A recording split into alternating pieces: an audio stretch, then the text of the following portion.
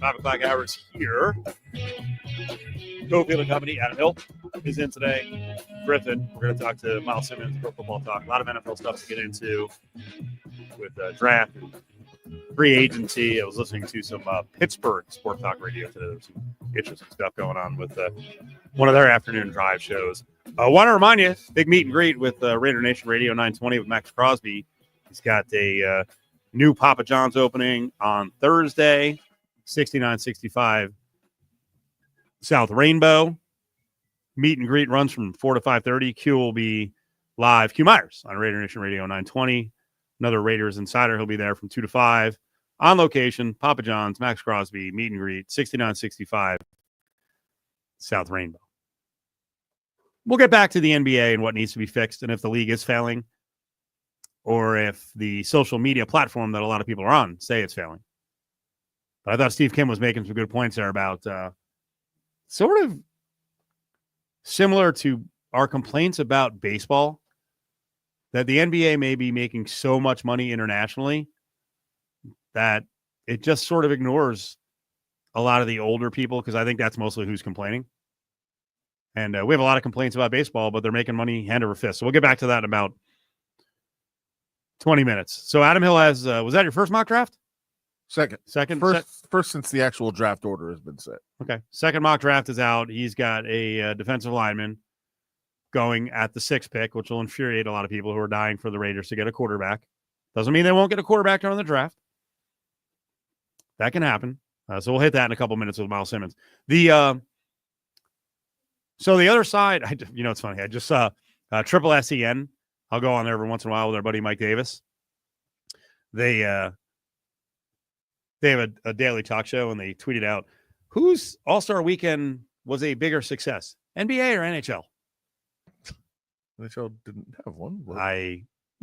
It's an All-Star break with competition. Sure. So I answered NBA. Good. No, I was doing it just because I'm the only person who is going to answer that. It's a daily talk show? I don't know. I think it is. Yeah. Huh. Whatever. They do it 3 days a week. I'll look it up for you. The Four Nations format has been great. And the relations between Canada and the U.S. with DJT and the tariffs and some of the other comments about Canada being the 51st state. By the way, can we wait? I forgot to put it in. Can we find on the Commodore 64? Can we find Lee Greenwood's patriotic song? We can play that later. I love that song. Well, also, I had this discussion before the show with some people off the air, but yeah, it's not like, I think we need to stop saying Canada's booing the anthem or Canada's booing the U.S. Okay. They're booing one person. It's one person. That's it. It's not an anti-America take. It's not an anti-America take. It's not a anti-flag. It's not an anti-song. I think it was. I thought it was from one of the provinces. They mentioned not importing U.S. products from southern states. So there's specifics, right? Because of one person. But so then it's not just one person. Well, it could be a region that voted for that one person. It could be. So then it's a region of the country. Sure, but it's a look at people who live there. It's to go. I'm not here to person. defend. I know. I'm just saying Trump, but it's like not, I also think there has always been some underlying, like, Americans are jackasses. And I'm not saying it. Some of us are, but I think from Canada, I think they look at the United States and are like, there's a lot of arrogance there. Sure, but what I'm saying now this is coming to full bloom. What I'm saying is they are not booing America, and they're not booing the flag, they're not booing the country. They're booing one person. It's whether that, if you want to say that's right or wrong, or I'm not attacking that person. Yeah. What I'm saying is they are booing one person. By the way, I was reading some of the players on the U.S. team they're like, what's going on? Right. Like, wait, what? You don't? Yeah. Because they've never experienced this before. It's one person. That's it. And again, I'm not saying that's good or bad or defending or attacking or anything else. I'm just saying this is not Canada against the U.S. It's Canada against one person in the U.S. I don't necessarily agree, but it's factual. It's what it is. Is Kyrie Irving back with another interesting take? He's going to Canada. No. Kyrie, who wants to participate in the Olympics, right, coming up. He has not been making the U.S. team.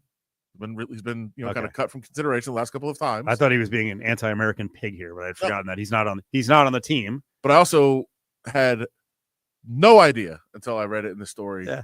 Kyrie Irving was born in Australia. Let's go. No clue. So he would like to play for the Australian Olympic team. Okay. Now there are some hurdles in the way. One would be that once you are playing for an international team, that's your team. Like you can't really switch. There are some exceptions in some places. Why would that be a problem? Well, basically, Team USA has to clear him, so they have to say, "Hey, yeah, go ahead and play." Would they not clear him? Do you want to? I mean, he would be a good player. Do you want to allow them? Do you want to allow them to have a good point guard? I don't know. I mean, I think the right thing to do is probably say, "Hey, if you want to play for them, go ahead and play for them. You were born there. That's fine." But you are giving up a pretty good player to another country that could be a contender. Myles, you're a great American. You're very patriotic. Are you mad now at Kyrie Irving? Myles Simmons with us. I've been mad at Kyrie Irving since he stopped talking to his teammates in the playoffs in 2017, but that's another thing entirely. I mean, am I a great American if I'm dating a Canadian? Like, you know. More information here. Yeah. A little Romeo and Juliet thing happening, you know. So have you had? Yeah, exactly. Have you had? Like knockdown, drag out brawls about the booing of the anthem? Are you guys going toe to toe on this? No, not at all. Because frankly, I mean, it doesn't bother me. I mean, I don't know. Okay, I guess you're not a great American. The Canadians. I mean, if somebody, if you know, look, yeah. Not to get too far into it, but no, I don't. It doesn't bother me what they're doing. I'm sorry if it bothers people. Pro Football Talks. Myles Simmons is with us. Yeah, there we go. Okay, I need Myles' opinions represent those of Pro Football Talk and NBC. No, they do not. Well, they do not. Don't you do that, Adam? Don't do that. I need your opinion. I need your opinion on what the All-Star Weekend was for the NBA. Was it an abject disaster? Is it certain social media platforms that don't like the NBA to begin with, kind of fluffing it up more?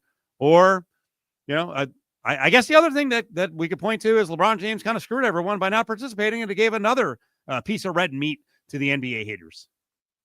I asked a lot of questions there. I'm not sure where the hell we're going, but just your comments on the explosion. I thought you were going to talk about the Delta plane that crashed in Toronto yesterday. Talk about explosion. I mean, I really didn't watch a damn thing of it at all. So like and like me, Steve, I have opinions on just about everything, but I don't really have an opinion on that. And I'm sorry, this is bad radio right now. But then again, I am Pro Football Talks. Myles Simmons, not Pro Basketball Talks. Yes. So like, yeah, I didn't watch it at all. And how about this? Why didn't you watch it? We talked early in the show. I don't watch any All-Star games. I think they're a thing of the past. The world has shrunk down. We can watch all of these guys go head to head. It's not some special thing where we hadn't seen these guys battle on TV before in any sport. Right. I think that's part of it. I mean, like the All-Star game in baseball is the one that I will still turn on, in part because there's nothing else happening.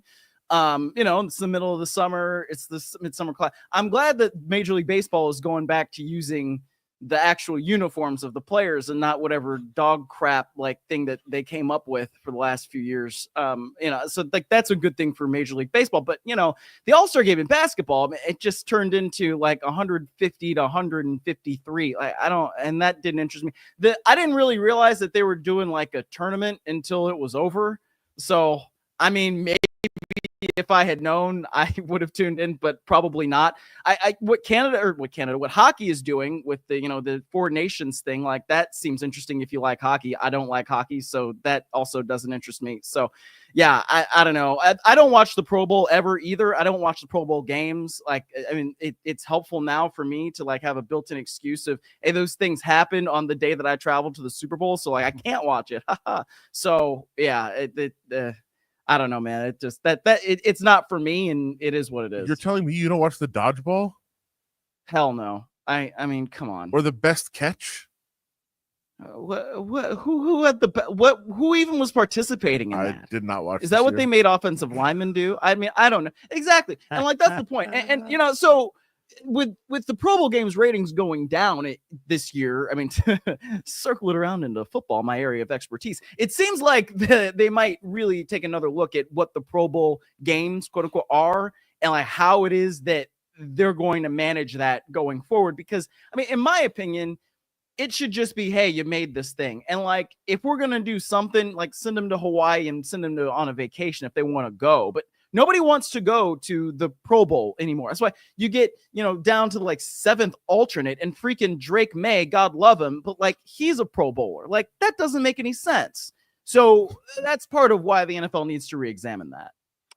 We were talking about the franchise tag earlier, and Adam was saying, oh, here we go. It just is not used very often. Why have things changed? Why are teams so hesitant now to use the franchise tag? Well, because you're paying a lot of money for a guy that you don't necessarily want long term. And like, that's the inherent problem with it, which is so interesting to me about T. Higgins, right? And you look at the Bengals, and it appears that they're going to franchise tag T. Higgins again, but this time with the thought of signing him to a long-term deal. And at this time last year, it was like, okay, yeah, they'll franchise T. Higgins and they'll draft a wide receiver, and then we'll go on and T. Higgins will reach free agency in 2025, because that's the Bengals formula. They've done it time and time and time again. Jesse Bates, one example, as a safety, integral part of that team getting to the Super Bowl. They franchise him. He ends up going to Atlanta. So that's what we've seen from the Bengals. But now you have Joe Burrow, who is very, very publicly being like, hey, I don't want that. T. Higgins is a key member of this offense. You see what he does when he's on the field. I want him here.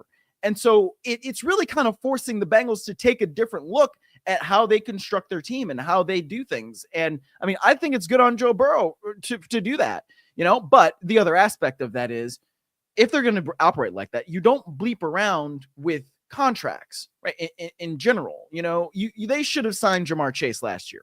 I don't know what Jamar Chase was asking for, and it doesn't really matter, because the only thing that happens with contracts of elite players is the cost just goes up, right? So if you are going to sign Jamar Chase, and obviously they're going to sign Jamar Chase, do it at the soonest possible moment that you can. I mean, I would have basically said the same thing about Justin Jefferson and the Vikings. It just so happens that they apparently figured it out. So whatever. And it wasn't a problem going into really his 4th season. So that is what it is. But I mean, in my opinion, you want to get these things done early, especially if it's an elite guy. It's not like you have those questions about Jamar Chase. They did it with Joe Burrow because they know he's an elite guy. So like, get those anchor points as contracts and then fill in around you. We'll see how it works with the Bengals. I mean, that's still going to be a tough division. You still got Lamar Jackson there. You still got Mike Tomlin, who's going to have the Steelers to probably 9 wins every single year. And we don't know what the hell the Browns are going to be. But like, the way that they handle this is really going to impact the Bengals going forward. And it's going to be really interesting, because that's one of the teams that we know can be elite when they're right. You mentioned the potential of franchise tagging with the intention of doing a long-term deal. I mean, I don't see how they can. As you mentioned, Jamar Chase on his 5th-year option. So he's going to be due a contract. He's going to get big money. Burrow already got big money. You can't pay all 3 of them. I guess they're going to try, but could this also be franchise tagging him with the intention to trade him? We did see that twice last year with different teams that tagged guys and then traded them away. Maybe this is just trying to secure assets if they do lose him. It certainly could be. And that is more of the MO that I would expect from the Cincinnati Bengals. And, now they can kind of say like, oh, well, we tried, but the price was too high. And, we really wanted him here. But T. Higgins, as he said, I got to make decisions for me. And he thinks that this is the best and blah, blah, blah. And we can't, blah, blah, blah. I mean, there are ways to manipulate the cap, right? And, you can say like, oh, we can't pay X amount of people. You could. It just means that you don't have as much money to then spread around to other positions, right? Like, that is just one of those things that you can do. And that's how you can construct a team in some ways, right? Like, think about all the dead money that the Broncos had this year, from getting rid of Russell Wilson. And it's different for them, obviously, because they have a rookie on a rookie contract, right? At quarterback is what I'm trying to say there.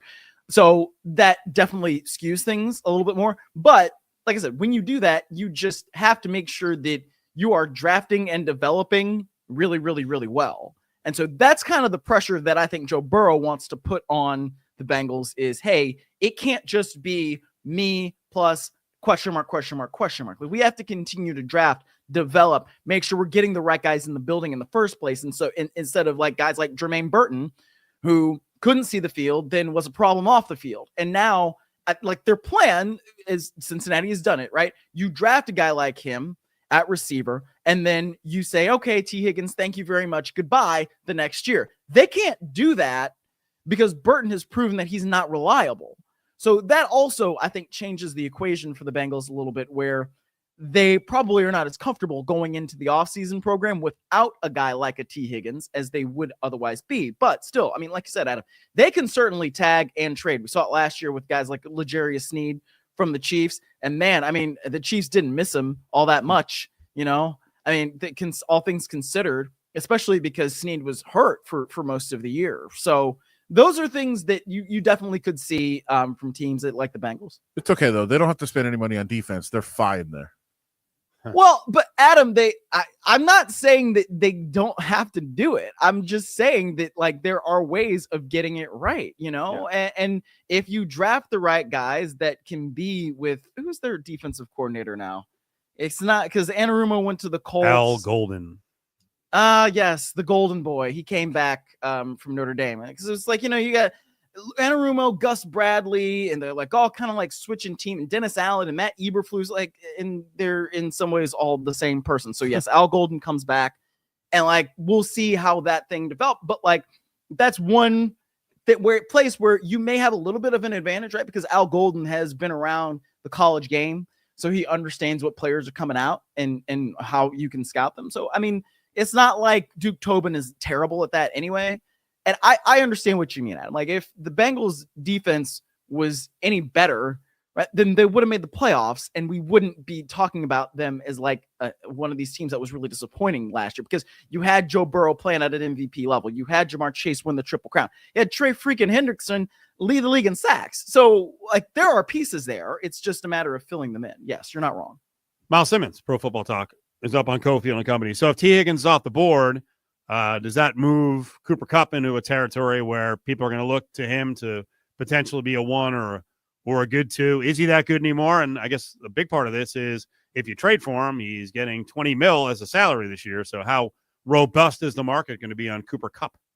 Gosh, I Cooper Kupp was like one of my favorite players I've ever covered. And I like it hurts me to have to say this, but if you're relying on Cooper Kupp to be a number 1 in this league at this point, I don't know how great of an idea that is. I really don't, you know, and part of that is just because of the injury history that he's had over the last few years since he won the Triple Crown in 2021 and helped lead the Rams to the Super Bowl. Was a Super Bowl MVP, even though, I mean, and I bet he would probably even admit this, that should have been Aaron Donald. But like, if you look at Kupp and the production, it's gone down. I mean, proportionally a little bit to the way that Puka Nacua has emerged as the top receiver in that Rams offense. But like I said, the injury history is a little bit concerning. And with that, you get a little bit more lack of explosion. Now, he has said that, you know, when he was going into this year, he was feeling as healthy as ever and but then suffers the ankle injury, misses several games, comes back, just nearly is not really as productive. I think that's a guy that if you want a good veteran presence in your locker room and a good number 3, that's great. Like, yes, but I don't know that a team is going to trade for him, because good veteran presences that can be decent possession receivers don't usually get paid $20 million a year. So I think that the Rams are going to end up releasing him, and then the Rams are going to have to pay a balance of that. And then you're going to see him, you know, sign for veteran minimum somewhere, kind of like Russell Wilson did, you know, with the Steelers last year in that mold. And hopefully Cooper Kupp can stay healthy, and hopefully he can help a team win. But like I said, the health issues, man, like if you're relying on Kupp to be that guy, like I don't know that that's the best idea. One of our favorite stories of the late season was Joe Mixon being fined by the NFL for speaking out against the referees. It actually turned out to be TJ Houshmandzadeh who actually uttered the quote. The NFL then rescinded that one and then refined Mixon based on what he actually did say. And now he appealed that, and now he's won that appeal. So, yeah, good for Joe Mixon to get some money back. And what he said wasn't all that bad. And you know what? Officials, deal with it. Deal with cryptic messages about, how players are unhappy sometimes. Yeah, and look, I mean, I didn't really have much of a problem with what Joe Mixon said, as much as I did with, you know, some of the stuff coming from D'Amico Ryans, I think was troubling, not necessarily in a, he's criticizing officials way, but just in a, hey, what is the attitude of your team? Like, why are you, as a head coach, going out there and publicly blaming the officials when you really didn't lose the game because of that? Like, that game was not all that close. All right. Like, you couldn't really move the ball in the second half, and injuries had happened. And so different guys weren't on the field for you. And like, but I don't like the excuse making like that, man. It's so soft to me. And so, yeah, I'm glad that Mixon had his fine rescinded because that wasn't really that bad. And like, I don't know. To me, policing stuff like that, especially after you lose a playoff game, I don't know. That was a great rant. I remember that rant, just sitting there like, holy crap, he's going in on D'Amico Ryans real hard here. Now for me, did I do that? Yeah, you did. You weren't mad enough to you weren't mad enough though to brandish a handgun and put it into action. You just wanted to rant. Update on one of the stories of the week last week. Brandon Ramos of Philly, 28 years old, has been arrested. He was the guy who saw a couple cut the line at the parade for the porta potty, and he started firing. Let's go. I think justified. Wow. I argued that it kind of was, and I got talked off that ledge, but I figured you might be with me. Myles, where are you on this one? You cut the line at a porta potty. I mean, dude gets punched in the face, out comes the gun. And Myles, before you answer, it's like if somebody cuts in front of you and eats all the shrimp in the buffet, like, are you justified in shooting them? Oh my God. Well, I'll tell you this. I was at a department store a few days ago buying a pair of jeans, and there's a significant line, right, for to get these jeans. And then this random couple comes back across from where the line is not, right? Because apparently they had already been in the line, and they're like, oh, we found these pants. And then the cashier is like, man, there's still a line there. You don't get to cut the line. And she goes, no, it's okay. And then the cashier still took care of them. So in that particular case, I'm a little bit more mad at the cashier than I am. Yes, exactly. Well, I'm not going to shoot anybody, but if the cashier were a man, then I would probably want to throw hands. If the offending party is a man, then I believe that, especially in a situation like that, where you're at a porta potty and you've been waiting for a while, yes, and everybody is feeling the same way, throwing hands, I believe, is an appropriate reaction. However, the reaction to the other reaction, it should not be gun. It should be, well, defend yourself, man. Like, you don't need to shoot nobody. It's just like, if you really had to pee that bad, then you really should have said something. Or like, if you're a man, to go in the bush. Like, I don't know. I know it's public intoxication, but it's Philly. Come on, I'll let you go. I think shoot them. That's the way to go. Wow. One of my favorite things whenever a story comes out, Myles, as somebody who's been in the media, and I know you have too, is trying to figure out where did the story come from, right? Yes. Like, who put the story out? One story right now, very obvious. The Ravens are clearly putting out the Justin Tucker stuff to try to say, hey, this is our way out of this contract. We've known about this for a long time. We don't want him anymore. What's the best way to get out of this? Hey, here's what happened. We can make a clean break in public. But the other one is the Jets with Aaron Rodgers. Like, where did the story of he pleaded with them to keep him come from? So much. The Jets clearly put this out. Yep. This is a great story, but why? What is the point of kicking him on the way out, saying he begged and pleaded, and we said no? I have no idea, because like, why do we need to make Aaron Rodgers look desperate? I mean, like, why do we need to make Aaron Rodgers look like anything? I mean, just get him out of the building, like, and say goodbye and good riddance. And you gave him a nice social media post for his 4 snaps in 2023 and the crap he put on the field in 2024. Well, I really don't understand kicking him while he's on the way out the door either.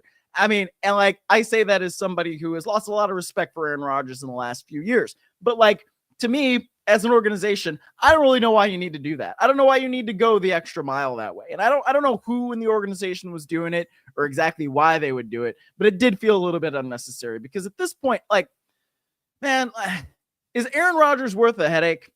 I don't know that there are that many teams that would say yes, right? The Steelers, maybe, because that's certainly an upgrade over Russell Wilson. And, like Mike Tomlin and Aaron Rodgers shared that little wink thing a few years ago. That was cute.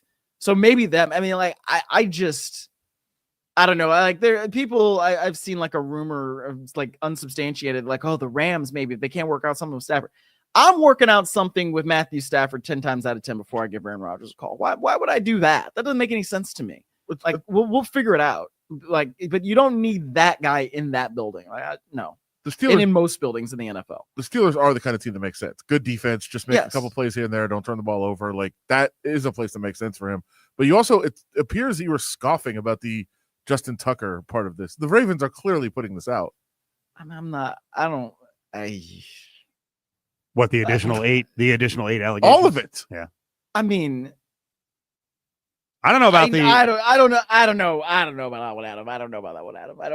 That to me is that's a slippery slope that you're getting us on right there. Don't say slippery when you talk about Justin Tucker. Let's close on a TV show tease. You can follow Myles at Myles A. Simmons up on Twitter. Read this one. Let's see. Vince Gilligan, Rhea Seehorn, and on Apple. This is going to be a banger. Yeah. What is this? I don't even remember what the title of the show was, but I don't think it has the title. It just says sci-fi. Yeah. Breaking Bad, Better Call Saul. Yeah. Those two shows are elite in my mind. Rhea Seehorn, elite actress. So Vince Gilligan, elite TV guy, executive producer, showrunner. And Apple TV Plus, they got some good stuff on there, man. They really do. Now, I really like the first season of Shrinking. The second season of Shrinking, I had a very, very big problem with. If you want to know why, you can tweet me and I'll tell you. But the Severance right now, arguably the best show on TV. So, if you're not watching it, I would tune in. It's great. Myles, we appreciate it. Thank you. All right, guys. I had Take a lot care. to say Stay about off the slippery slopes. Yeah. Don't stop. That's gross. I had a lot to say about Severance, but I'm holding it in. I also want to finish it. You don't like it. It's hard to watch. It's don't very say, it's don't very say finish when we're talking about it's Justin very Tucker confusing. either.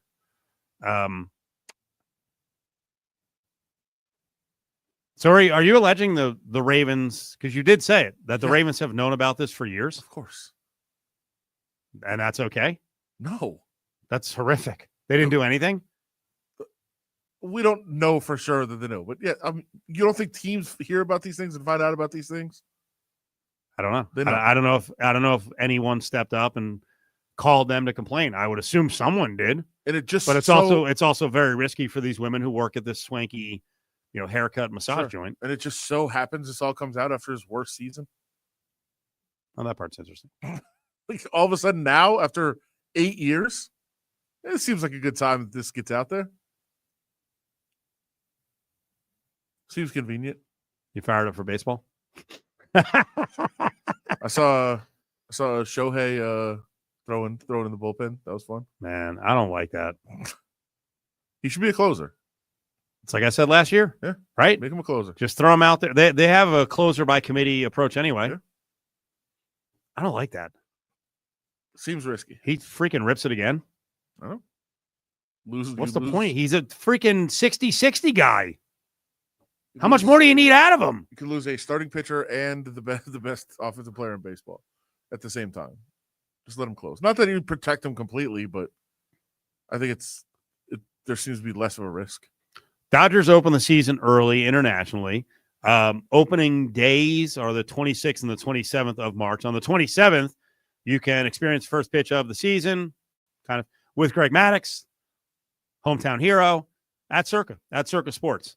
They're going to have what they've done the last couple of years. I love this. Coney dogs, right? Why not? Apple pies. And to all the MVP moms out there, go down. Complimentary drinks. Let's go. Nice. Get mom all liquored up. Let's have a good time. The sound will probably be on the Joe Buck game. I saw that. He's back. Yeah, he's back. You can hear him live on the big screen with a great crowd. I like the enthusiasm. Circa Sports, March 27th. Greg Maddux with the pitch. Coney dogs, apple pies, and moms get liquored up. Let's do it at Circa Las Vegas. Your home for everything sports. Follow ESPN.